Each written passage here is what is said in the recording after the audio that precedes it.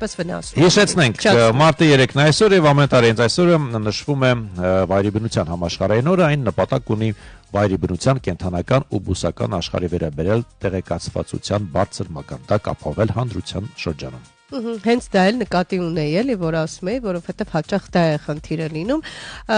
Իհարկե փորձում ենք նաև անդրադառնալ ոչնչացման վտանգի տակ գտնվող ֆաունայի եւ ֆլորայի վայրի տեսակների միջազգային առևտրի մասին կոնվենցիայի կարևոր դերակատարմանը վայրի բնության պահպանման հարցում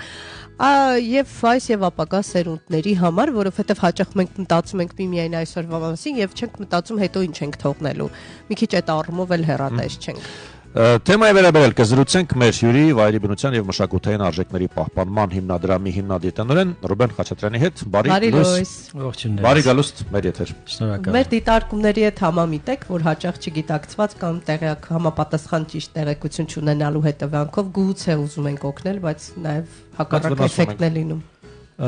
Սկսենք նրանից, որ պետքա ճանաչել։ Երբ որ ճանաչում ես, անցալում ես, հասկանում ես, գիտակցում ես, թե ինչ կարևոր է այդ ամեն մի տեսակի գոյությունը մեր կողքին,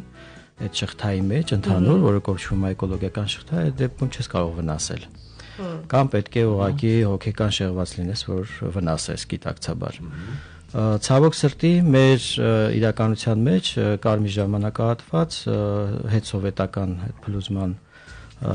ընթացքում, որտեղ շատ արժեքներ փոխվեցին, հա, ես միշտ օրինակը բերում եմ եւ որոշ սահմանագծեր ներքին խախտվեց, բայց երբ որ տնտեսական կարծես թե վիճակը կարգավորվեց, մարդիկ սկսեցին սոցիալապես ավելի լավ, այն խախտված ներքին վիճակը չշտկվեց եւ մարդիկ թույլ էին տալիս իրենց արդեն հրազեններով, ուղղաթիռներ օգտագործել, հա, նույն մարդիկ ճակերտավոր եմ ասում, որովհետեւ հասկանալի է թե ով հնարավորություն ուներ այդ ուղղաթիռները եւ հրազենները օգտագործելու, հա։ Մենք նաև խոսենք մարդկային գործոնի մասին, երբ անգիտակցաբար կամ ծանոթ չլինելով այդ տեսակների հետ, սխալներ ենք գործում եւ չենք մտածում հետևանքների մասին, օրինակ մենք նշեցինք ապագա սերունդների համար եւ հեռատեսությունը մատնանշեցինք, այս պարագայում որքան է ազդում մեր սխալ գործողությունները հետոյի վրա այս դեպքում։ Ես ասեմ, որ տեսակները, որոնք որ ամեն օր գիտեք, ավելի քան 5 տեսակ վերանում է երկրագնդի երեսից եւ տեսակը վերականգնելը բավականին բարդ գործընթաց է եւ որոշ դեպքերում ուղղակի անհնար, որովհետեւ շատ նախապայմաններով է պայմանավորված այդ էկոլոգիական շղթայում։ Ասեմ հետեւյալը, որ պետք է այսօր սկսել, որպեսզի 20 տարի հետո արդյունք տեսնենք։ Այսինքն այն 20 տարի առաջ որ բաց ենք թողել, այսօր դրա վատ արդյունքները տեսնում ենք։ Այսօր մեր մոտ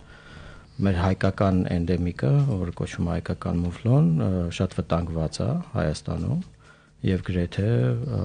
չենք տեսնում։ Շատ քիչ քանակություն մնացել է Սյունիքում եւ տարիներ առաջ, երբ ուրցասարում կարող էինք հաշվել մինչեւ 300 գլուխ, այսօր ուղղակի առանձնյակներ են։ Եվ սա այն դեպքում, երբ որ հանվեց դա որոշակի գործողությունների արդյունքում խոցրով պետական արգելոցից, տրվեց մասնավոր սեկտորին եւ արդյունքում ունեցանք այն ինչ որ այսօր ունենք։ Բացի մուֆլոնից էլ ինչ այդպես խնդիրներ կան, որի մասին կցանկանանք բարձրաձայնել։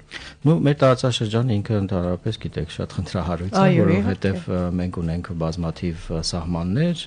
եւ այդ սահմանները շատ խոցելի են կենդանիների անցողիների համար, ասեմ որ չկա այն հիմնարար գիտելիքները, կրթությունը դպրոցներից սկսած մանկապարտեզներից սկսած, որտեղ երեխաների մեջ սերմ կտածեն կսերմանեն կենդանիների նկատմամբ, շրջակա միջավայրի նկատմամբ, իրենց վարքագծի վերաբերմունքի եւ սա է պատճառը երևի թե որ հիմնադրամը դեռ տարիներ առաջ, ինչպես մեր գործընկերը նշեց, անհիշելի ժամանակներից, հա, սկսեցինք երեխաների կրթությամբ զբաղվել, բացելով արևորթի եկուակումներ, հասկացանք, որ դա քիչ է, միայն երեխեքին կրթելը եւ անմիջապես անցանք նաև ուղակի հողերի պահպանությամբ, այսինքն համայնքներից մենք վերցնում ենք վարձակալությամբ կամ անհատույց եւ մինչեւ այսօր մեր տարածքը այսպես կապելով իրար ստացվեց մի ամբողջ էկոլոգիական կորիդոր։ Վերականգնում եք, հա, ճիշտ եմ հասկանում։ Պահպանում ենք առաջին հերթին, եթե պահպանում ես ինքը վերականգնվում է արդեն իհարկե, բայց որոշակի միջամտություններ անում ենք, ինչպիսին օրինակ մեծ մասշտաբի տնկարկներ անտառային, ծառատունկեր, որոնք որ կստեղծեն բավարար սնունդ վայրի կենդանիների համար։ Ինչպես գիտեք, կա Եղեգիս համայնքը, որտեղ արջերի խնդիր կա լուրջ, եւ այդ համայնքում մենք բավականին ակտիվ ենք։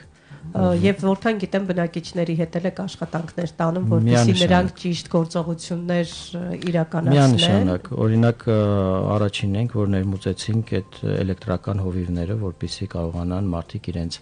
մեղվա ընտանիքները պահպանեն, իրենց այգիները պահպանեն, եւ դա աշխատում է, տեսնում են մարդիկ, որ դա իրականում իրենց օգնում է եւ ամեն ինչ չի որ պետք է, հա, եւ իհարկե իրանց որոշակի գործողությունների արդյունքում է նաեւ որ այդ արջը հայտնվել է այդտեղ, որովհետեւ եթե աղբը ճիշտ տեղում թափվեր, հնարավոր չլիներ արջերին մոտենալ, աղբամաններին շուռ տալ եւ սնվել այդտեղից, կամ որոշ մարդիկ խղճից կամ չգիտեմ սիրուց երևի դրթված իրենց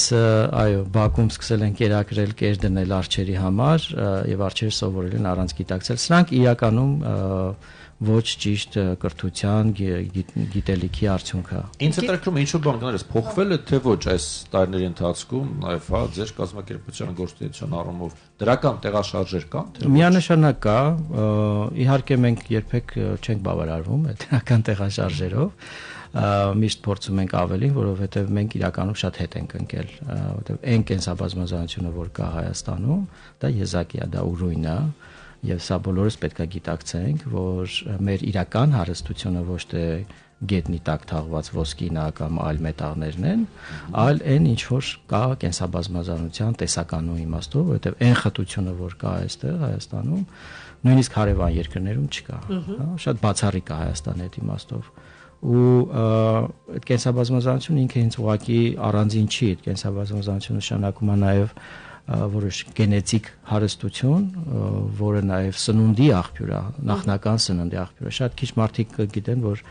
օրինակ հացահատիկի տեսականի 4 տեսակներից 3-ը Հայաստանում են գտնվում։ Շատ քչերը գիտեն, որ օրինակ տանձի հայրենիքը գլոբալ դա Հայաստանն է։ Եվ այս տարի մենք բացառիկ տարի ունենք, որովհետև ինչպես գիտեք, կենսաբազմազանության կոնվենցիայի կողմերի գագաթնաժողովն է լինելու 17-րդ համագումարը եւ դրանով պայմանավորված հազարավոր բազմազավոր մարդիկ են գալու հենց ոլորտից Հայաստան եւ շատ կարեւոր է որ մենք կարողանանք ինքներս ճիշտ մատուցել եւ գնահատել մեր ունեցածը որպեսզի նաև ճիշտ կարողանանք մատուցել, հա, այս ամեն ինչը։ Իզուր չի չէ, որ մենք միշտ ասում ենք հարևանի հարսը գեղեցիկ է։ Այս միշտ էս ակտուալ է այս խոսքը։ Ես նաև նկատել եմ, որ ավելի քիչ զարգացած կամ ավելի քիչ զարգացած երկրներում, հա, նկատել եմ հետաքրքիր վերաբերմունք բնության նկատմամբ, որը մենք չունենք։ Դուք ասացիք, որ պիտի կրթվեն եւ դա պիտի սկսվի փոքր տարիքից, դպրոցներից, բայց արի ուտես այլ երկրներում մենք նկատում ենք, թե ինչքան ճիշտ են իրենք շփվում վայրի կենդանիների հետ, հա, ինչպես է տեղի ունենում այդ գործակցությունը մարդ եւ վայրի կենդանի գործակցությունը։ Տեսնում ենք, թե որքան խնամքով են վերաբերվում բնությանը, հա, հանկարծ չվնասեն որևէ ճյուղ։ Այս ենթագիտակցական մակարդակում է արդեն, բայց չէ որ այնտեղ իրենց հատուկ չեն սովորեցրել։ Բայց հավատացեք սովորեցրել են։ Առաջինը սովորեցնում են իրենց ծնողները, որովհետև այդ մշակույթի կրողն են արդեն եւ երեխաները ուղակի կրկնօրինակում են իրենց ծնողների, հա, վերաբերմունքը, մոտեցումը, տեսլականը, հա, ինչ չէ։ Բայց նաև կա այո կրթական այդ պակասը մեր մոտ, որպեսզի ուսուցիչներից ճիշտ մեսեջները գնա մանկապարտեզի երեխեքին, հետո դպրոցական տարիքում, հետո ընդգրկված լինեն տարբեր տեսակ կամավորության։ Ես շատ ցավում եմ, որ պիտի նշեմ սա, որ բազմաթիվ իմ նույնիսկ ընկերներ, հա, իմանալով հիմնադրամի գործունեությունը, զանգում են եւ իրենց երեխաների համար խնդրում են ուրեմն առանց մասնակցության, խնդրում են կամավորության թուղթ։ Բայց սա շատ կարևոր պահ է մեր նաև հասարակության համար այդ կամավորությունը, որ ինքնանպատակ չի դա։ Երեխաները փոքր տարիքից հասկանան, որ կամավորությունը կարևոր է եւ գնան եւ կամավոր ձևով աշխատանք տանեն, թե բնության, թե հասարակական սեկտորում, որպեսզի կրթվեն ճիշտ ձևով։ Այսինքն ընդհանուր վերաբերմունքի խնդիր կա, որ մարդիկ պետքա լուրջ ընկալեն, այսինքն դա միայն սոցիալական խնդիր չի ստեղ, դա քո երկիրը միայն Սևանը, Գառնի, Գեղարդը չեն, դրանք եւ միայն այնտեղ խորոված ուտելը չէ, հետևից էլ աղբը թափելը, սկսենք այդտեղից, իհարկե այս պարագայում, աղտոտելու պարագայում մենք տեսնում ենք, որ որոշակի ինչ որ չափ իրավիճակը փոխվել է, կան մարդիկ, որ իրենց հետևից հավաքում են, բայց այդուհանդերձ դեռ շարունակում են։ Շատ քիչ են այդ մարդիկ եւ այդ առումով ասելու շատ բան կա, բայց դե եթերաժամը այդքան չի բավականացրու, մենք սկսենք բողոքել իրականում, այո, մենք չենք սիրում մեր հետևից հավաքել, արի խոստովանենք։ Դե հա, չէ, մենք սիրում ենք։ Չէ, մեր մասին չի խոսքը, ընդհանուր, որ նայած։ Բայց ինչի է ստացվում։ Մենք սիրում ենք մեքենայի լուսամուտը իջեցնել եւ աղբ նետել դուրս։ Իրականում որոշակի դրական փոփոխություններ կա, պետք է նշենք, որ իհարկե պետության դերակատարումը շատ մեծ է եւ ինչանի պետությունը ուրախությամբ պետք է նշեմ, որ օրինակ նույն պոլիէթիլենային տոպրակների հետ կապված մյուս տարի արդեն այդ որոշումը լինելու է, դա արդեն մեծ քայլ է առաջ։ Տուգանքների սահմանումը միանշանակ պետք է բարձրանա նույն ձեր նշած պատուհանից, որը նետելու պարագայում աղբը ոչ իր տեղում նետելու, հա, աղբի ճիշտ տեսակավորման հետ կապված եւ այստեղ կան որոշակի ուրեմն զսպող մեխանիզմ։ Իհարկե ուրախալի է, որ իրականացվում են։ Որոշ հատվածներում հայտնվել են աղբը տեսակավորող այդ աղբամանները, հա, որ մարդը պետք է կարդա եւ հասկանա ինչը որտեղ, բայց միևնույնն է, գրված է ապակի իրենք այնտեղ թուղթ են նետում։ Եվ հակառակը։ Իսկ դա ժամանակի հարց է եւ այս ավելի երիտասարդ սերունդը կփոխի այդ խնդիրը, որովհետեւ հենց դպրոցում սովորում են տեսակավորել աղբը եւ սա շատ կարեւոր է։ Մենք այնքան ենք այդ պլաստիկ, պոլիէթիլենային տոպրակներ օգտագործել, որ օրինակ ծովափնյա հատվածներից գնում չիմանալով, որ այդտեղ այնքան շատ է այդ պլաստիկի տարան, որ նույնիսկ վտանգավոր է այդտեղ լողալ։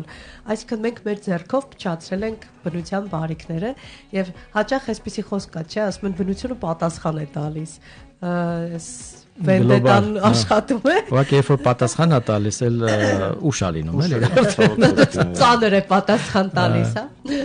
Այս օրերի ձեր մեսեջը հա գուցե ուղղեց հորդորը մարդկանց բնակչությանը որն է։ Միանշանակ բնության մոտ լինելն է, դա ենթադրում է գնալ բնություն, քայլել բնության մեջ, ճանաչել բնությունը, մեր հայրենի բնությունը ճանաչել, որովհետև նորից եմ կրկնում այն բազմազանությունը, որ կա մեր հայրենիքում, դա լուրջ հարստություն է, դա ապագային միտված հարստություն է, դա գենետիկ ֆոնդ է, որը որ ամեն երկիր չունի, եւ դա իրանց ենթադրում է տեսակներ վաղամյուսոր ուտելի եւ առողջարար, իսկ այսօր աշխարհը խնդիր ունի առողջության եւ Հայաստանը շատ ավելի գրավիչ կարող է լինել մոլորակի համար որպես առողջարան, քան թե մետաղների հանքարդյունաբերության միտեղ։ Սա պետք է լինի քաղաքականություն ամենաբարձր մակարդակից մինչև ստորին կրթական եւ ավելի ցածր մանկապարտեզ, որպեսզի մենք կարողանանք մեր երկիրը ապագային միտված շատ ավելի պայծառ տեսնել։ Չմոռանանք, որ բնության բարիքներն անսպառ չեն եւ ռեսուրսներն էլ պիտի խնայողաբար ու գրագետ օգտագործել։ Միանշանակ, այո։ Շնորհակալություն հայտնում ձեզ եւ իհարկե շնորհավորում ենք այսօրվա օրվա հետ կապված։ Հիշեցնենք հարգելի ռադիոլսողներ, մեր զրուցակիցներ, Վայրի բնության եւ մշակութային արժեքների պահպանման հիմնադրամի հիմնադիր տնօրեն Ռուբեն Խաչատրյանը, կարծում եմ զրույցից հետո առավել ուշադիր կլինեք շրջապատող աշխարհի նկատմամբ։